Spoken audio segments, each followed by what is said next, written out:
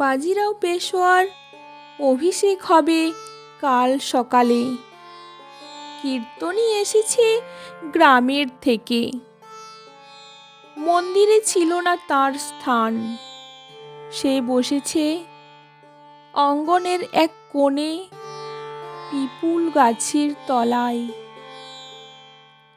একতারা বাজায় আর কেবলই সে ফিরে ফিরে বলে, ঠাকুর, তোমায় কে বসালো কঠিন সোনার সিংহাসনে? রাত তখন 2 প্রহর। শুক্লপক্ষের চাঁদ গেছে অস্তাচলে। দূরে রাজবাড়ির তোরণে বাজছে শাঁখ, শিঙে, জগঝম্প, জ্বলছে প্রদীপের মালা। কীর্তনী গাইছে, তমাল কুঞ্জে বনের পথে শ্যামল ঘাসের কান্না এলেম শুনে। ধুলোই তারা ছিল যে কান পেতে, পায়ের চিহ্ন বুকে পড়বে আঁকা, এই ছিল প্রত্যাশা। আরতি হয়ে গেছে সারা। মন্দিরের দ্বার তখন বন্ধ। ভিড়ের লোক গেছে রাজবাড়িতে। কীর্তনী আপন মনে গাইছে, প্রাণের ঠাকুর, এরা কি পাথর গেথে তোমায় রাখবে বেঁধে?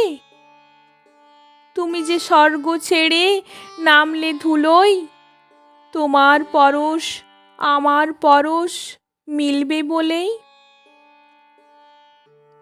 সেই পিপুল তলার অন্ধকারে একা একা গাইছিল কীর্তনী। আর একজনও গোপনে, বাজিরাও পেশোয়া।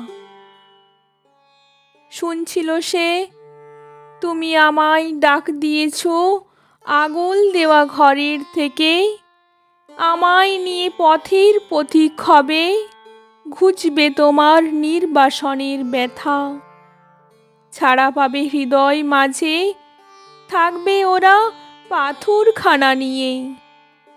পাথরের বন্দিশালায় অহংকার বেড়া ঘেরা। রাত্রি প্রভাত হলো। শুকতারা অরুণ আলোয় উদাসীন। তরুণ দ্বারে বাজল বাঁশি, বিভাসে ললিতে অভিষেকে স্নান হবে। পুরোহিত এলো তীর্থ বাড়ি নিয়ে। রাজবাড়ির ঠাকুরঘর শূন্য। জ্বলছে দীপশিখা, পূজার উপাচার পড়ে আছে। বাজিরাও পেশোয়া গেছে চলে, পথের পথিক হয়ে। আমার কবিতাটি ভালো লাগলে লাইক, কমেন্ট, শেয়ার ও সাবস্ক্রাইব করে বেল আইকনটি টিপে পাশে থাকবেন।